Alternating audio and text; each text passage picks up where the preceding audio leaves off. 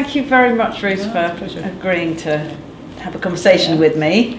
And as chair of Compass, you've been part of, I think, all the thinking that I've been learning from over the years. I remember when we first had the idea of the idea of exploring the open tribe.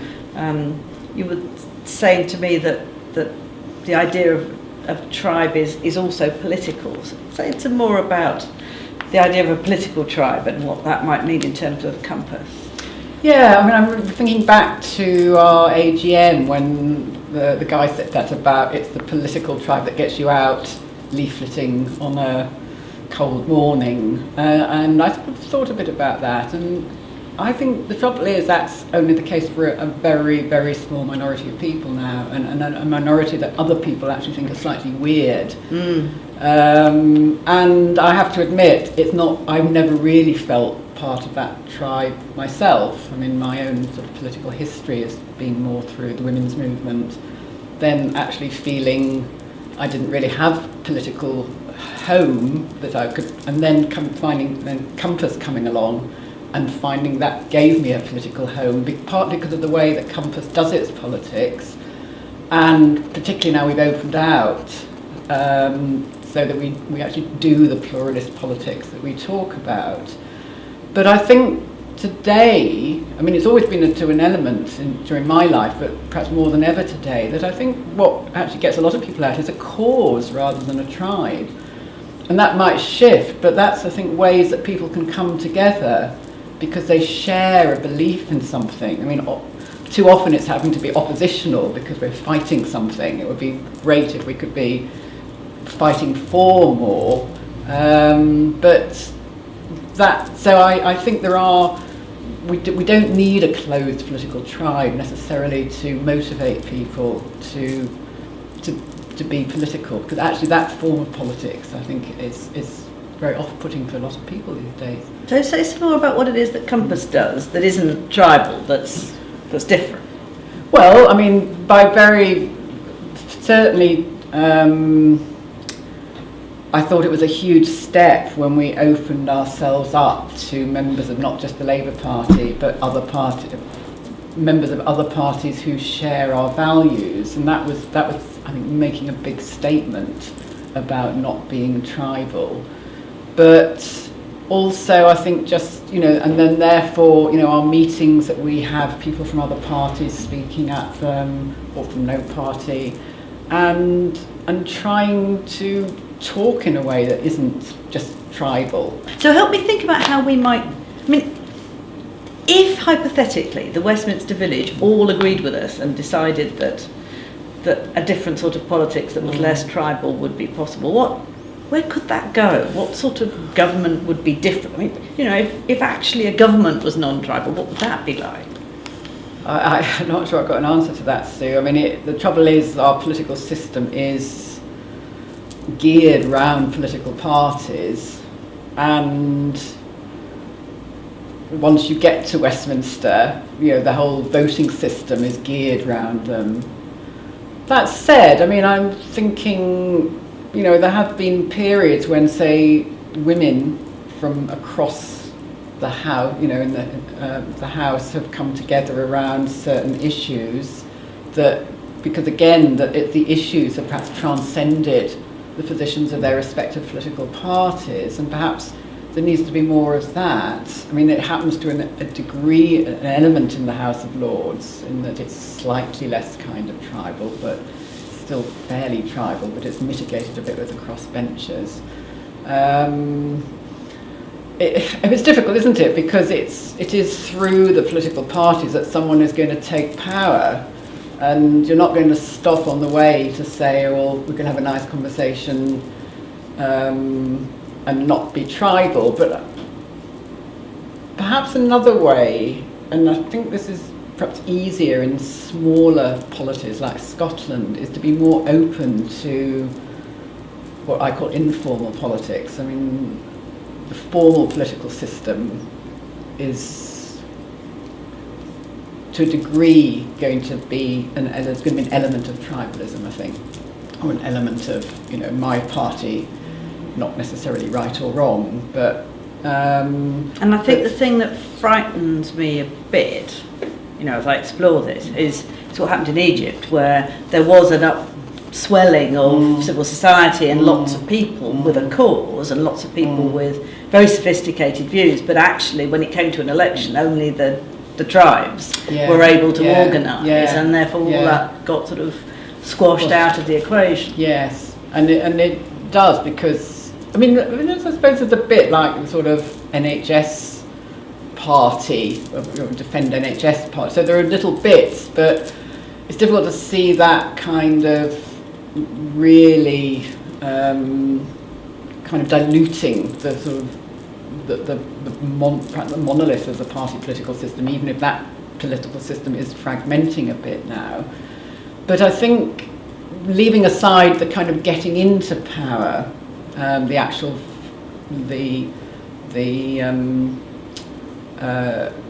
electoral process, fighting elections, but once in power or in opposition, then being more open to civil society groups, to informal forms of politics, so they can. At present, it just feels like there's such a. It's so formalised, to which there is kind of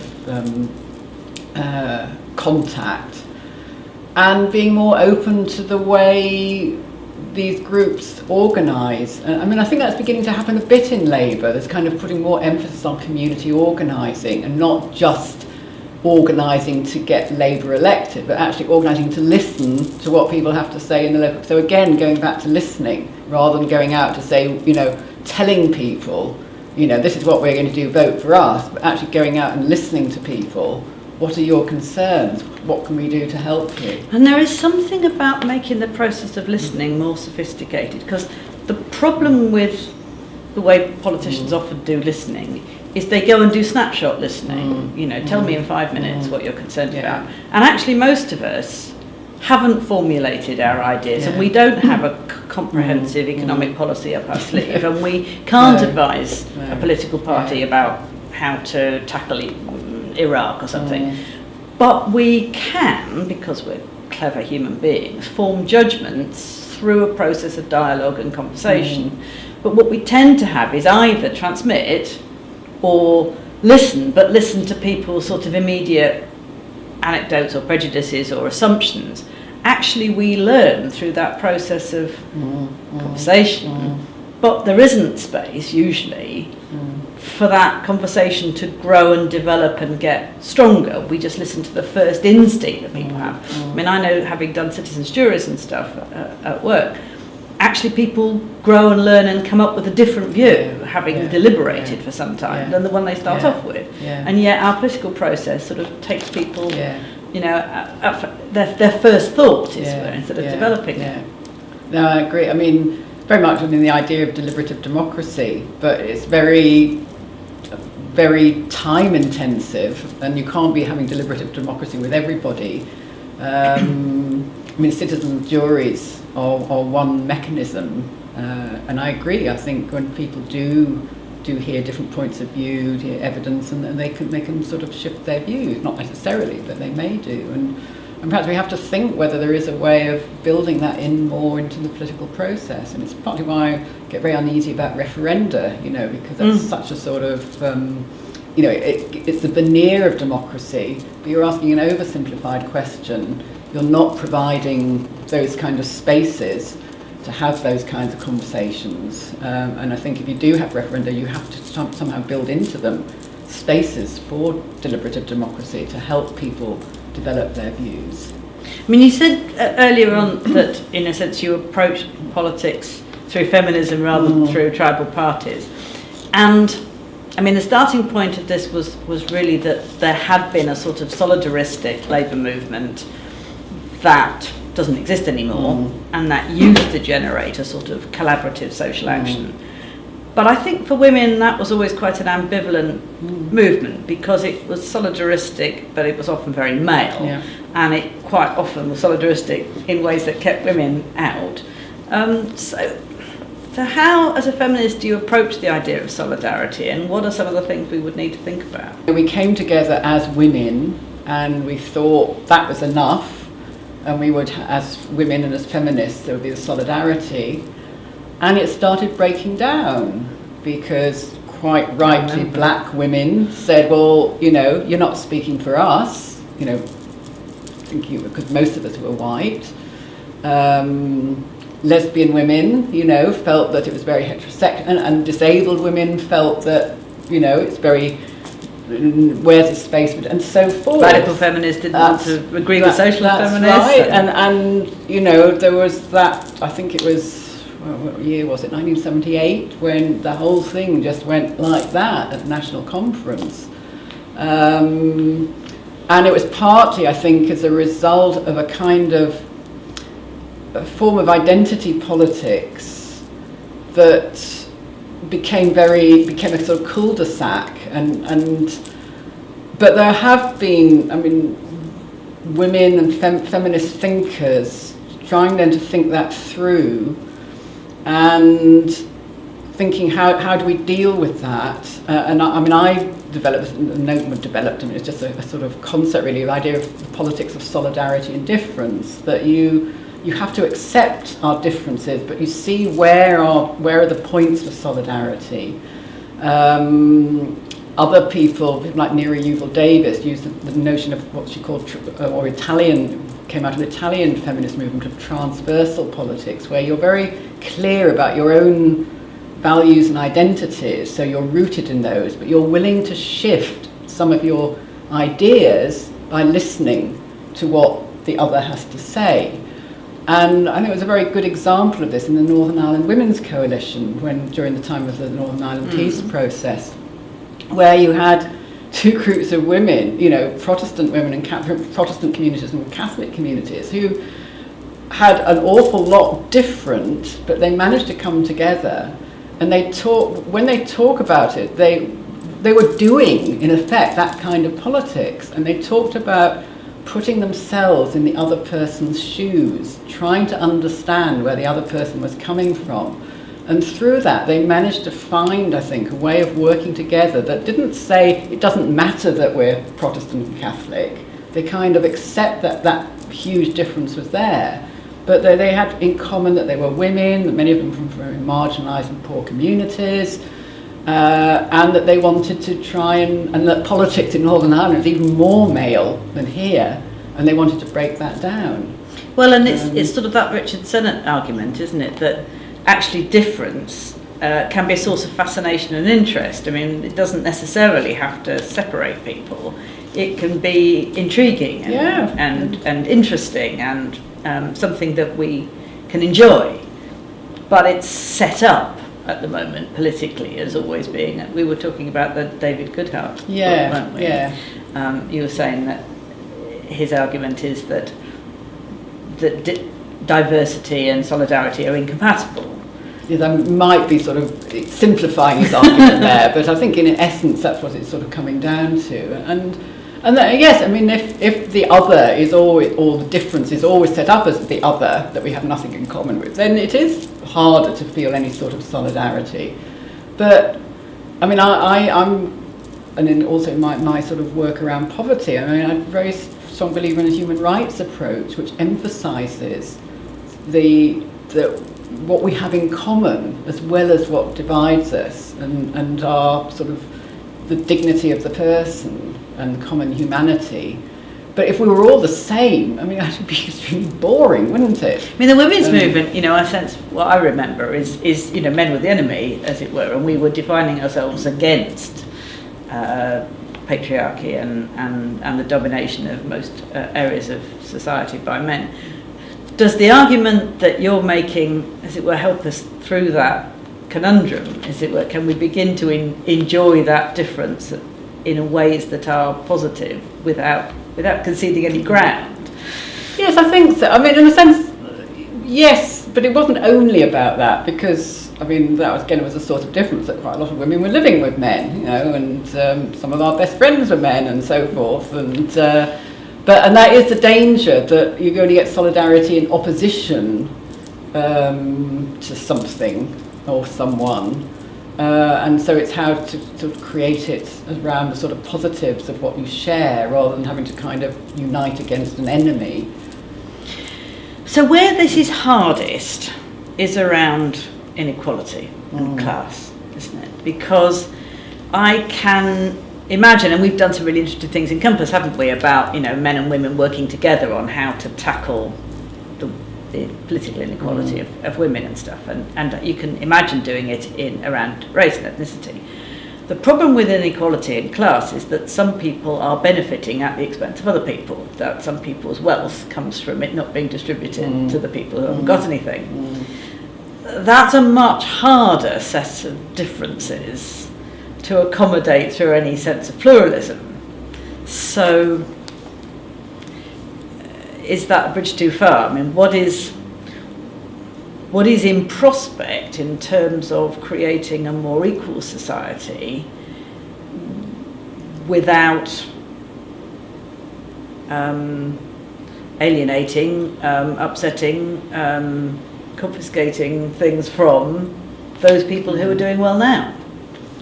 I'm not sure it's necessarily more difficult. It's different. It's a different set of problems. But at one level, I mean, it's more, people perhaps can see, I don't know, potentially see a commonality there. I mean, I don't see this as about pluralism in a sense, because I don't see class divisions. I see that pluralism as more kind of, I suppose, perhaps horizontal and differences, whereas I see the class divisions as vertical, and yes, and what you do about it, and the catch-22 is the wider the difference, and we are at a point now where the differences are much wider than they were, say, back in the 1970s, then the harder it is, I think, for a sense of solidarity, because the rich and the poor are living in different worlds. Except the poor, people in poverty, can have a sense of what the rich are enjoying, perhaps not a full sense, but certainly the kind of consumer society is being beamed in. The wealthy can completely shut themselves off, don't have to mix with, don't have to see, and therefore, yes, and I think increasingly unwilling to accept that we need a fairer distribution of income and wealth.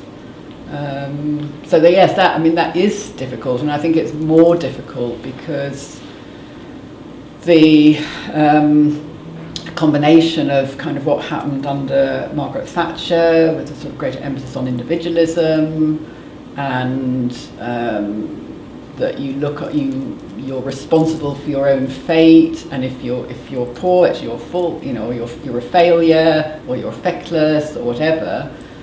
And then New Labour kind of not willing to take on those arguments head on, and make the case for redistribution. I mean, they did quite a lot of redistribution, but didn't make the case for it. No. And use some of the same derogatory language about people on benefit, about dependency culture, and so forth. So, and the evidence suggests, certainly the British Social Attitude Survey and the kind of people who analyse these kind of surveys, the shift has been greatest among Labour supporters in terms of withdrawing support from Change of attitudes, shift in attitudes. Being less supportive of decent benefits, of redistribution, and it is attributed largely to that. Well, you know, if your own party is taking that position, then there's no one really in public life really making the case, I think. So what case should be made? What should be being said? Well, I think we should be I mean, it's very difficult to do now because there's been such a shift, but that we all have a responsibility to each other, and that isn't, I mean, the language of responsibility has been used like a stick to beat people at the bottom, people on benefit, you know, they must be responsible, take paid work and so forth. The beginnings, I mean, Ed Miliband has talked a little bit about the responsibility of people at the top, but I wouldn't say in quite perhaps a totally equal way, but that everyone in society benefits to some extent from society, the social infrastructure, the economic infrastructure. And I think those who benefited most, and it's not simply through their own efforts, which they like to think, have an obligation to put back more. And I think we have an obligation, as going back to my point about, you know, the kind of human rights and commonality of human beings, to ensure that no one in a rich society like ours is in real severe poverty. And one of the things I think I worry about in terms of the current round of cuts, particularly because they are hitting local government so much harder than everything else, is lots of the sort of common spaces, the libraries, the parks, the shared universal provision that are the few places where rich and poor do come together, are the things that are most at threat. So that sort of sense of, you know, the NHS and shared social space, things that we do in common, that there'll be less of it. You know, we'll be in a more privatised world. I think that's a very good point. And so here's the problem. In a democracy, I mean, I read The Spirit Level and was completely convinced that a more equal society would be better for everybody, you know, in the sense that their argument is that the rich gain from a more equal society, but people would have to vote for it. And without the tribe, as it were, I mean, in the 1920s, 1930s, the majority of people stood to really gain from redistribution because it was, most people, you know, were very poor. Now most people are sort of somewhere in the middle, and therefore they're not entirely sure whether this will help them or not help them. It's a much harder case to make democratically, isn't it? In the short term, no, you know, in terms of what they see in their, well, hardly have a pay packet, but, you know, in their bank account, it would reduce it. So what they would see would be it's taking from them, and probably not that many. There are a few, like, what's his name, Warren Buffett, you know, who kind of argued, I've got much too much, you know, and you should be taxed. In fact, there are some people in the States, some really rich people in the States, who've come out publicly and said, tax us more.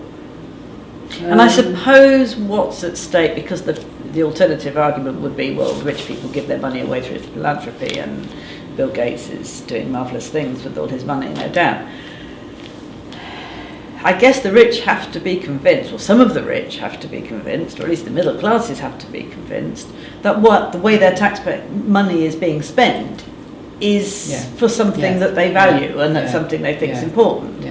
You know, and we are altruistic to an extent, but we're all very subject to worrying about bureaucracy, wasting money, or you know, if it all got being spent on stupid computer systems, none of us would feel very good about our taxes. So there's something about, and it is a tricky argument for the left, but there's something about taxpayers' money having to be spent efficiently and well and on things that add value in order for people to be good about paying their taxes. And we've lost that argument too, in a way. There's been a sort of general assumption that taxes are spent on things that aren't very efficient, or actually probably bits of the public sector are probably more efficient than quite a lot of the private sector, but that argument's not been made.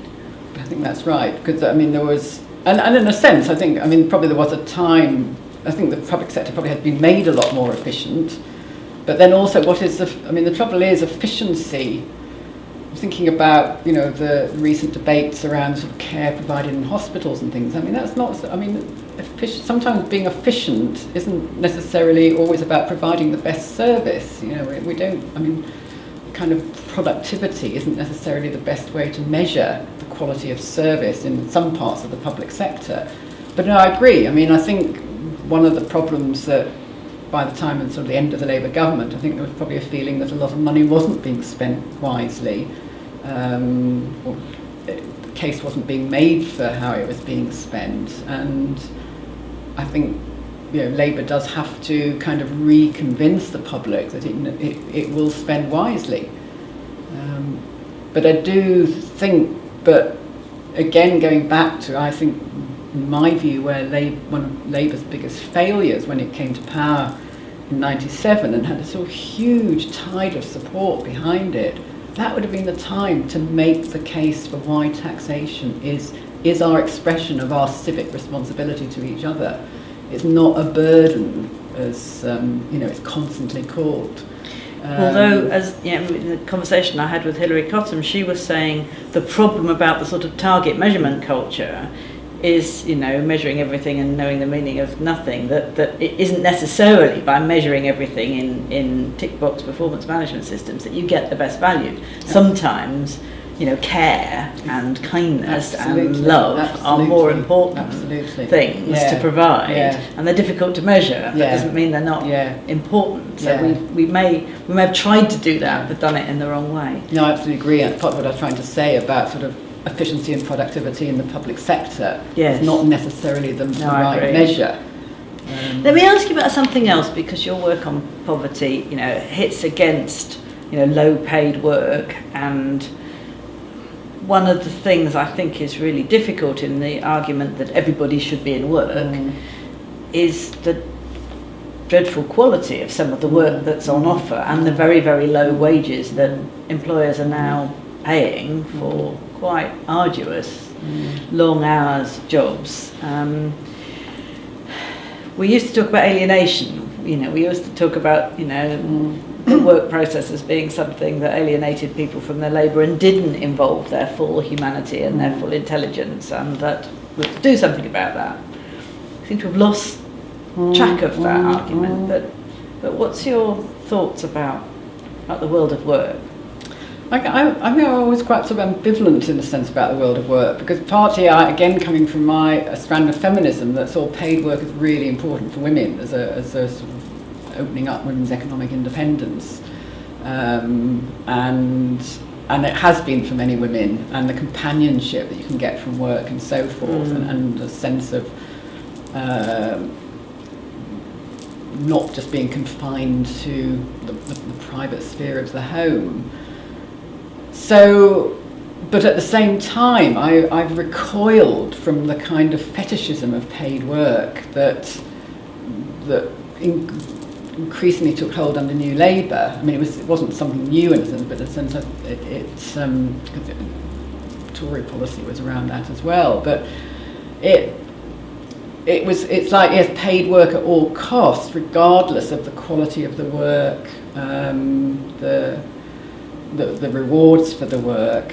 So I think I like the ILO concept of decent work, and I think we should be talking much more about that, about decent work, which involves decent wages, and I prefer the term decent wages to living wages, decent conditions, which finds ways of giving people some control over their work, because I think that's one of the things that's really important to people, is having some kind of degree of control over your work environment, your working day.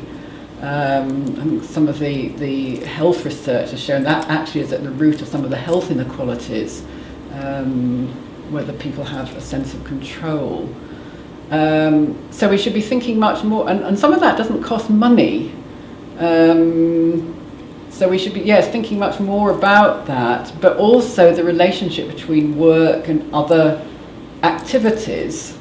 I mean, I would like to see a shorter working week. I would like to see a much better balance between, in terms of the paid work that men and women do to enable men to make more of a contribution in the home, and that everyone has more time for other things as well, be it politics, be it civic things, be it just having fun, being it just kind of being, So I think, and this is, politics of time, I think, is really important. I see it as a really important part of the good society, a good society, and that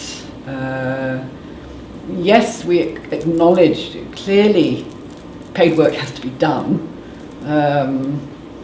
and we have to try and make sure it's shared out fairly, so we don't have large numbers of people working too long hours and a large number of people with no paid work at all, and as I said, sharing it more fairly between men and women.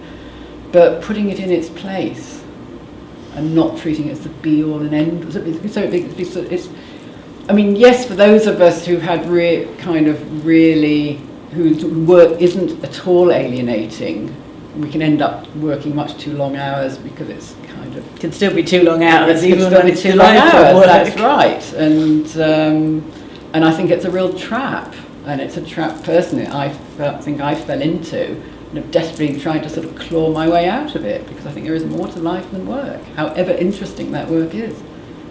So finally, we've talked a lot, encompassed about the good life. What's your sense of what the good life could be and what we could aspire to as a society? Well, I think in a sense that part of what I was talking about there, I mean, for me personally, a good life is one where I kind of, the phrase that came to my mind when we were once talking about this I remember a meeting we were both at, talking about good society, good life. And it's a life where we can sort of be at ease, where we're not kind of constantly rushing so that we don't have time to pay attention to our friends, the people that matter to us, to our own needs and things, or just to our environment, but just kind of rushing to the next task, not really taking note of where we are at present. But then what are the conditions for that? So it's partly, as I say, the politics of time.